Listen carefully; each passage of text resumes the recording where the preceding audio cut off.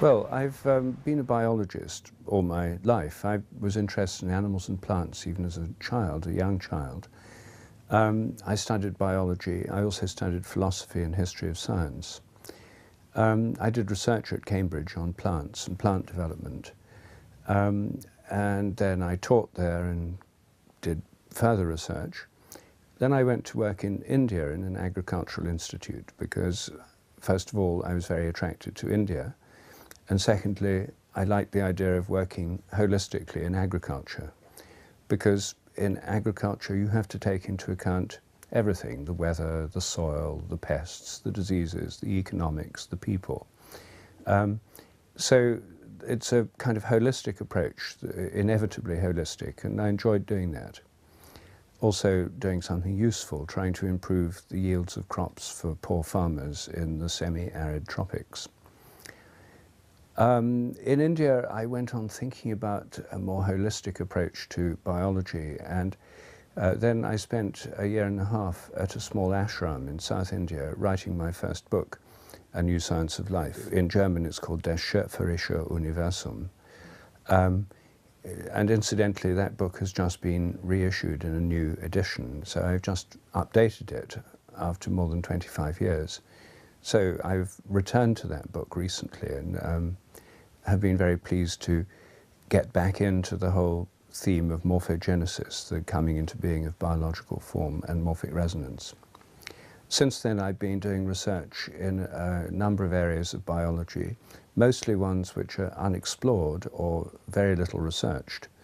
I like doing research in frontier areas of science, and so I've been doing that ever since.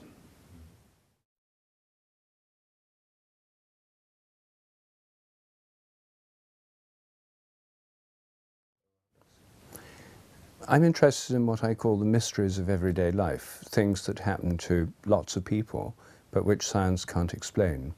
One of them is telepathic telephone calls. You think of someone and then they ring, and then you say, "That's funny, I was just thinking about you." More than 80% of people have had that experience in Europe and America. So it's very common. Another area is the feeling of being stared at. You turn around, somebody's looking at you, or you stare at someone, they turn around. Well, I've had these experiences myself, and again, most people have. The sense of being stared at, about 90% of people have had that experience. And I've also looked at quite common experiences with dogs and cats and other household pets. Many people who keep dogs or cats have found the animal knows when a member of the family is coming home. They go and wait at a door or a window. In a way that seems to be telepathic. So I've done experiments to find out whether it really is telepathic, and yes, indeed, at least in some cases, it seems to be.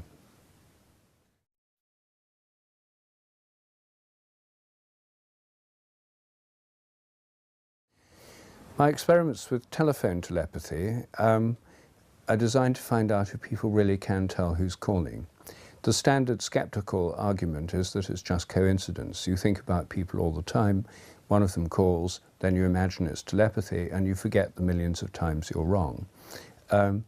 That's a reasonable hypothesis, but it's never been tested scientifically. So the skeptics have got away with an untested hypothesis for many decades.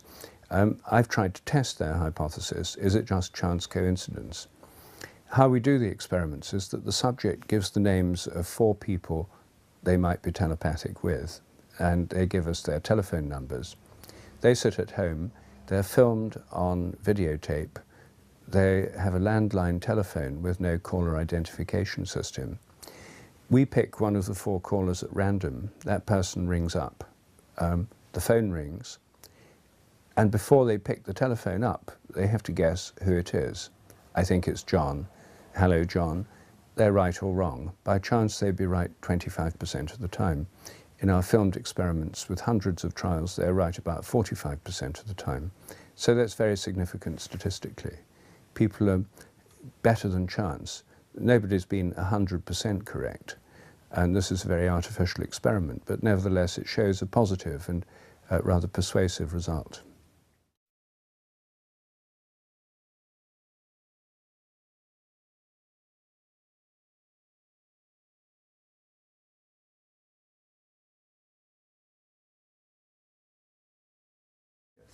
Of the experiments that I've done with telephones, with dogs knowing when their owners are coming home, and with the sense of being stared at, all show that our thoughts or our attention or our intention can have effects that go beyond our brains.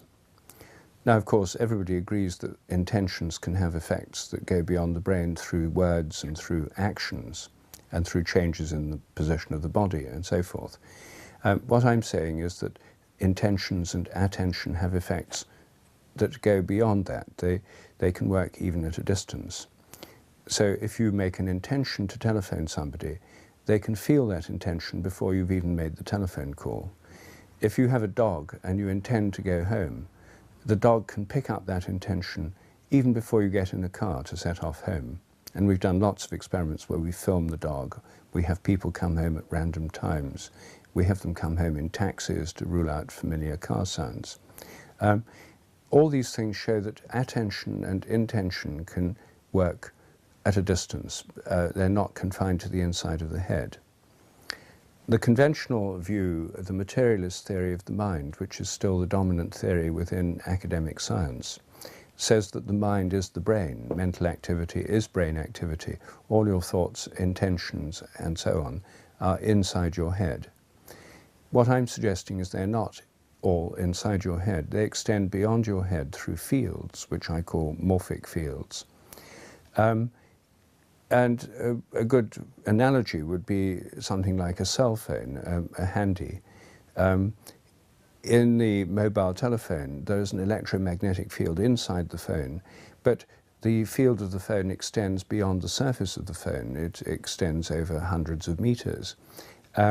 And because of that, the phone can have effects at a distance, and it can pick up influences from far away through invisible fields. And I think our minds are like invisible fields that extend beyond our brains. They're not just confined to the inside of the head.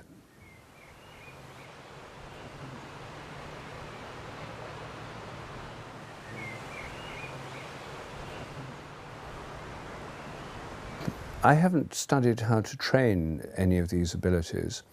Other people do that. There are people who give workshops on training your intuitive abilities.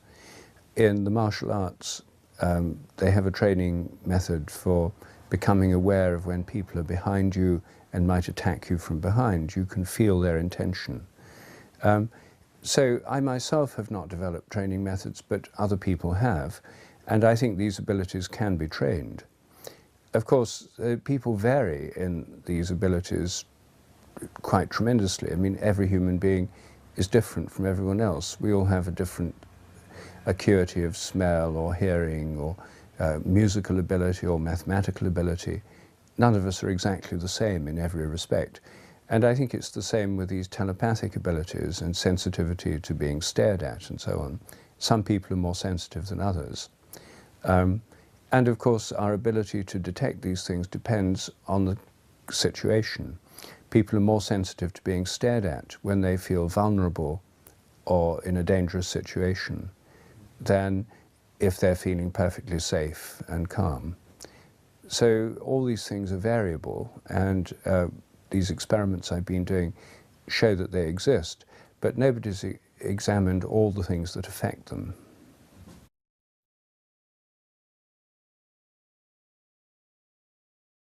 We all have senses like sight and smell and hearing, or at least most people do.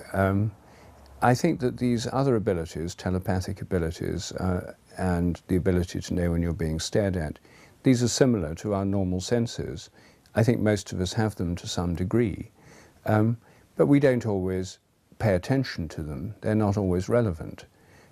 I mean, right now I have a sense of smell, but I'm not smelling anything. I'm habituated to the background smells in the room where we are, and I'm not aware of it. It's not a sense I'm using.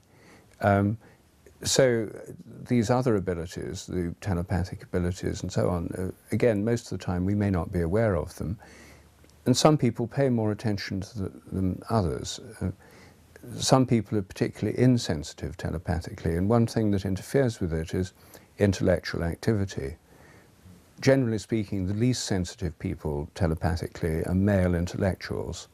The most sensitive tend to be children and more uneducated people, because they're more open to their feelings, impressions, intuitions. So there's a sense in which education and intellectual activity can be a barrier to these forms of sensitivity.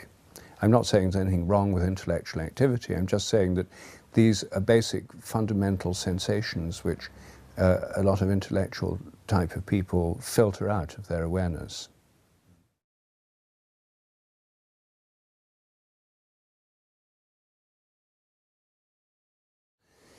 Well, I think science as we know it has developed within the mechanistic paradigm, a kind of mechanistic materialism.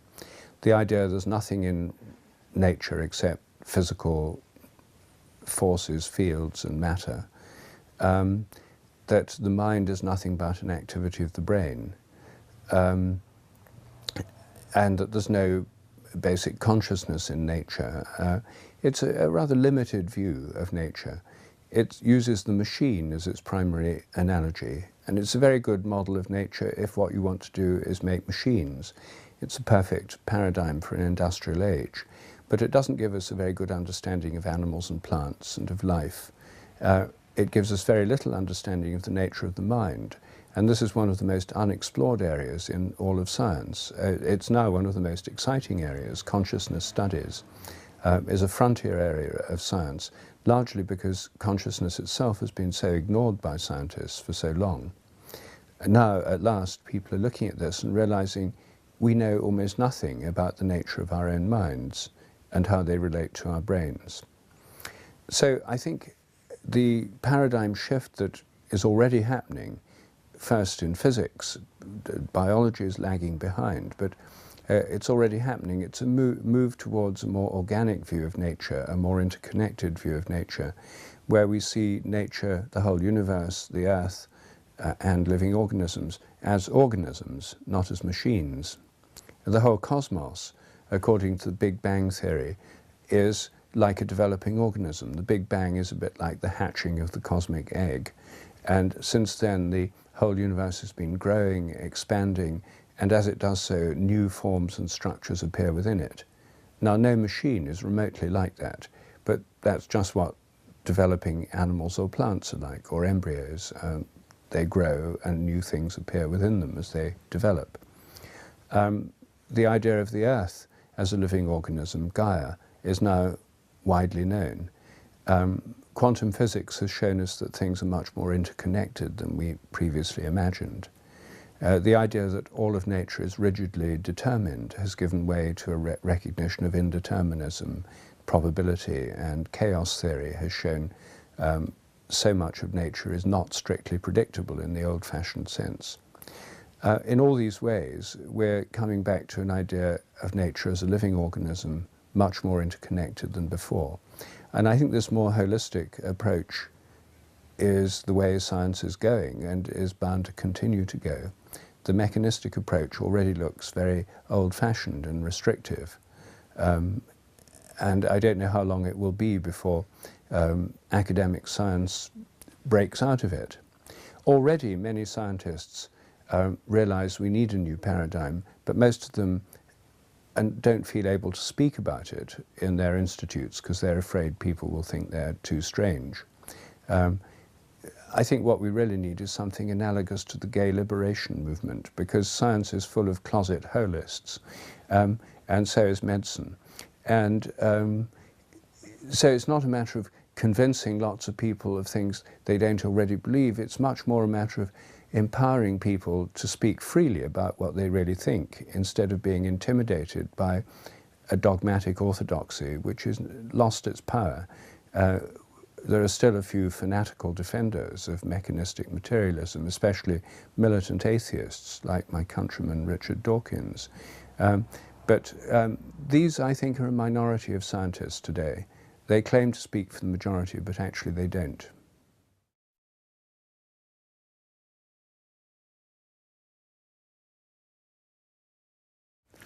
Most people's natural understanding is holistic. Most people take for granted that we're interconnected with others and with our environment. The reaction I get from unsophisticated people about my research on telepathy and about intuition in dogs and cats is they say to me, everybody already knows these things. Why do you waste your time trying to prove it scientifically?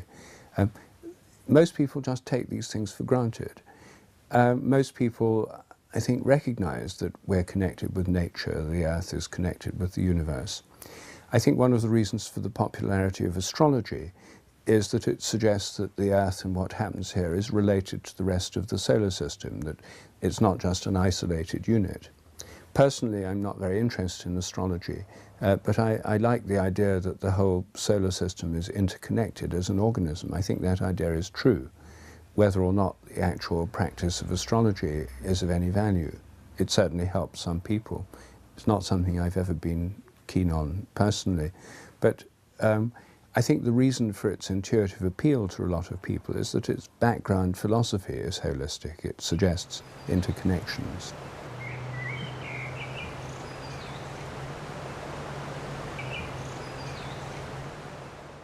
The 100th Monkey story is a story that's frequently told.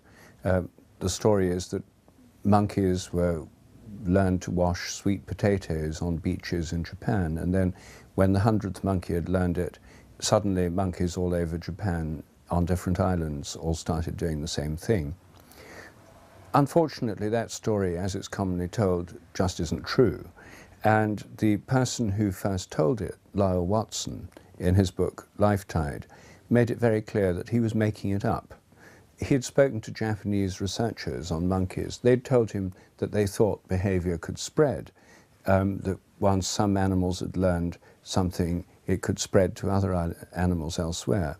So he exaggerated it. He said, let us imagine, for the purpose of argument, that on one day an extra monkey, let us say the 100th monkey, did this. Then let us imagine that immediately monkeys everywhere else could all do the same thing. This was repeated, and every time people repeated it, it was changed and became more like a myth than a scientific fact. But even the very first time it was told in his book, he made it clear that this was not a factual account. Nevertheless, I think that the story illustrates an important principle, that there can be a transfer of learning or information by what I call morphic resonance. Now, I never use the 100th monkey story because it's scientifically unreliable, and it's easily attacked by skeptics who can then say this is a New Age myth, it has no scientific basis. And they're right. It doesn't have a very good scientific basis at all. But there's much stronger evidence for the spread of learning, and the examples that I use in my books concern animal behavior, particularly rats, rats that learn to escape from mazes in laboratories. It's already well documented that the more that learn it, the easier it becomes. Now this, I think, is good evidence for morphic resonance. I discuss it in my books. But it differs from the 100th monkey story. The 100th monkey story suggests that it doesn't spread at all until you reach a critical mass, and then it spreads everywhere. It's based on a critical mass. In fact, it's based on a nuclear analogy, the analogy of a nuclear bomb. Nothing happens, and then suddenly there's a critical mass, and there's like an explosion. The data that exists don't suggest that at all. They suggest the more animals that learn something, the easier it becomes for animals elsewhere. There's no step function. It doesn't go like that. There's a smoother curve. The larger the number that do it, the more it spreads. It's not like a sudden threshold.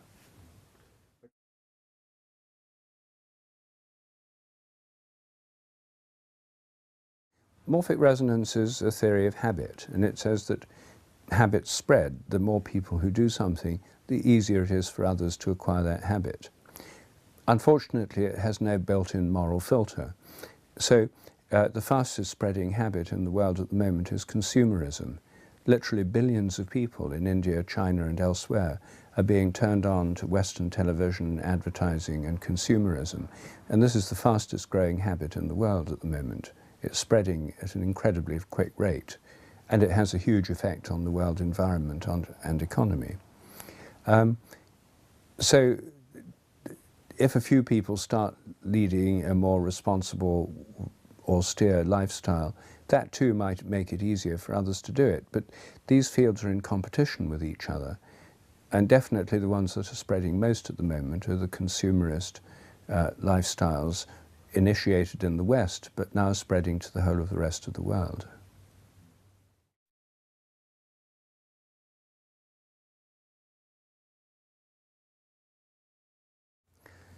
I think different forms of behavior can spread, and I think that the spread of religions in the past has a morphic resonance component as well. And sometimes it's explicit in religions, you know, that through some person becoming enlightened, it makes it easier for others to become enlightened. I mean, we see the same in Buddhism, we see it in Christianity, we see it in the teachings of more recent teachers like Krishnamurti. All of them have the same idea, and I think there's some truth in that. But it's not automatic, and it doesn't mean that people will automatically be forced to believe these systems or to follow them, because there's a huge range of competing fields of human behavior, and we have some choice over which one we choose to adopt ourselves.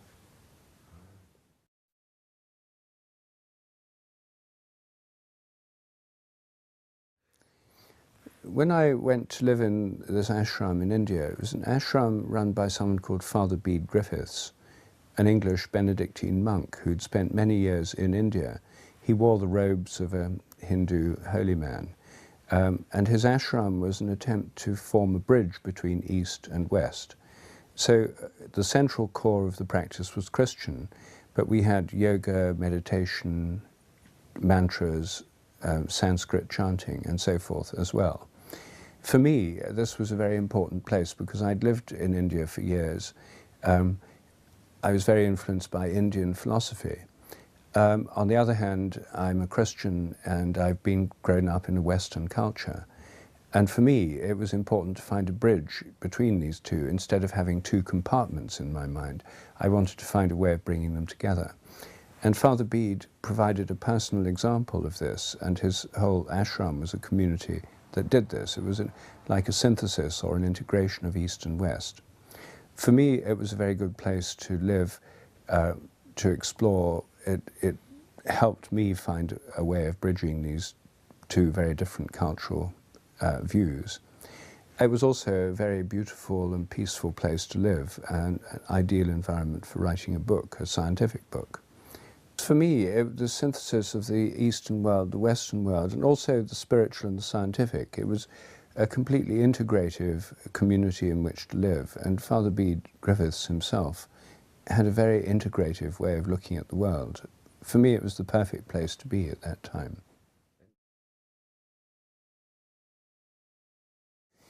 I think what we need is an integrative approach. Yes, we need something that integrates first of all, a holistic view of nature. We reintegrate our own way of living and our own society and economic system with the ecology of the world. We need an integrative approach to the different religions of the world, and also between science and spirituality. I think those are all the pressing tasks of the modern age, and these are the things that interest me most.